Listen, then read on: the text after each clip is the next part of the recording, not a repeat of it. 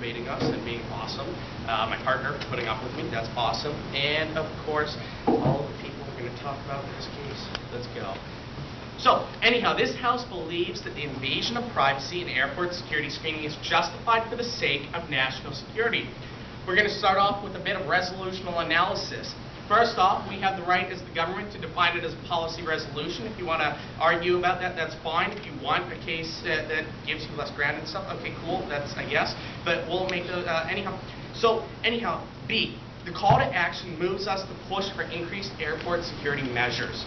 So, with that said, that's where we're going to get into this. We think the terms are pretty much self-explanatory, but we can get into a topicality debate if you so choose. I personally love them, but I'm in the wrong speech. But we will define this House as the United States federal government.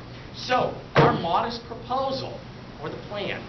1. The United States federal government will provide paint swatches to TSA security screeners to find individuals who match the paint swatches and pull them aside for further screening so that we can better do that. So funding and enforcement is guaranteed.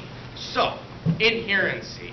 1. The ACLU and the American people aren't exactly for racial profiling, and especially not the paint swatches. Ann Coulter mentioned it at Hillsdale a few years back, and let's just say it didn't go over well. So it's never going to happen in the status quo. Now, with our advantages, we're going to isolate 2 awesome advantages here. The first advantage is win one for Americans. 1A, all successful terrorist hijackings have been by Middle Eastern Muslims in the past, well, forever. So, we're going to isolate a couple impacts here. 1 are the economic impacts. The terrorist attacks on September 11th thrust the markets into a plight of fear that led into a downward spiral that led ultimately to massive, at the bottom of this point, so that led to massive economic issues back in 2001 that were luckily brought up. Now, with that said, the second one is going to be human life. Terrorism kills. So we're going to save American lives here and any foreigners who decided to come to America and be in the buildings that would have otherwise been attacked.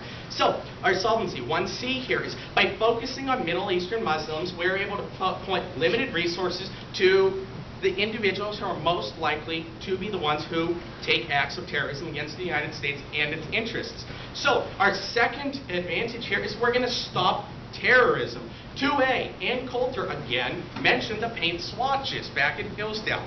Now, she did this because she realized the same thing, so you can almost cross-apply the earlier analysis. Now, here's another impact here. So 2B, the death caused by terrorism leads to war at the bottom of the advantages I meant. I'm sorry, man.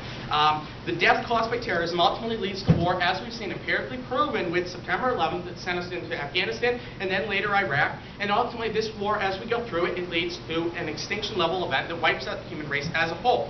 Our solvency is by focusing our efforts on the individuals most likely to take acts of terror against the United States and her interests, domestically and abroad. We are able to stop them in their tracks, put them in jail where they belong, or better yet, send them down to Gitmo. Now, what's your question, friend? So basically you're saying you're going to be targeting everyone who has skin of a certain... Depending on how close it is to the features of the question. So okay, it's going to be shades of it. So anyhow, let's get to the underview. The joke's on you! Okay, 1, our performance here has political significance. We're going to isolate a bunch of impacts here.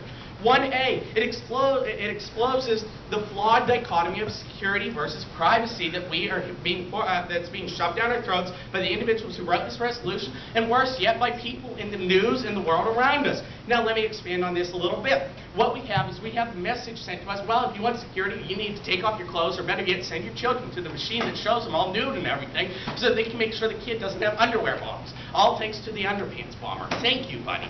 So what we have here is we have a serious problem here. We are being forced to sacrifice what makes us human, what makes us Americans, what makes us people, in order for this alleged benefits of security. Now we're going to isolate at the bottom of this, I promise in just a few seconds.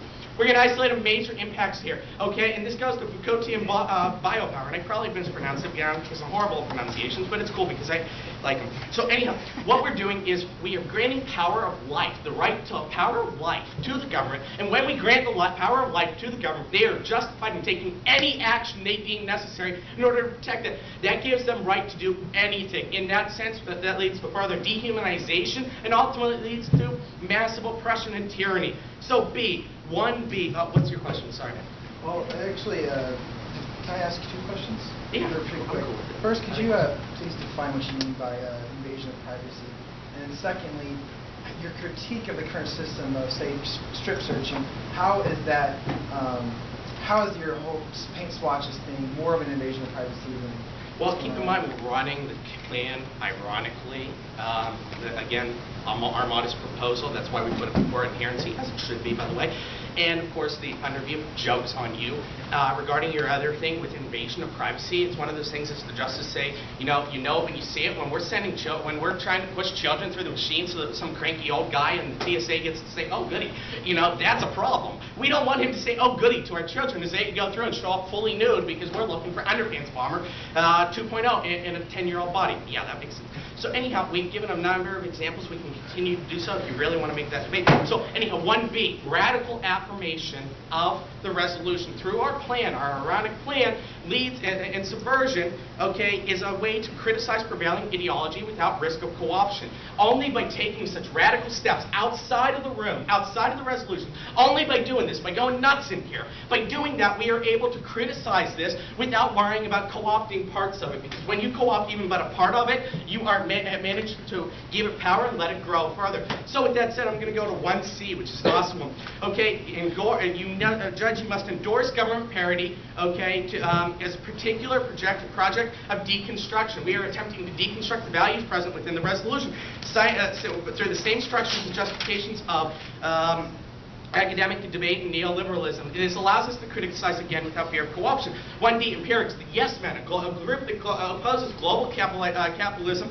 posted a fake ExxonMobil conference. They got all kinds of reporters in there, and they stood up and said, guess what, we're going to collect bodies and we're going to put them into thermal depolymerization plants, and we're going to convert them into 38 pounds of oil each time. Oh yeah! Okay, so that's what we're doing. Empirics shows this proves. And finally, 1E, parity solves, because ultimately by modeling the social codes of society and debate in general, and here specifically, we are challenging them by pushing them to their limit. By pushing them to their limit, we are able to change and show real and justified change. Remember, friends, ultimately, fiat is illusory. Your ballot is a cast for our advocacy, which in here has been thoroughly and clearly do it. So let's win one for freedom. Let's win one for humanization.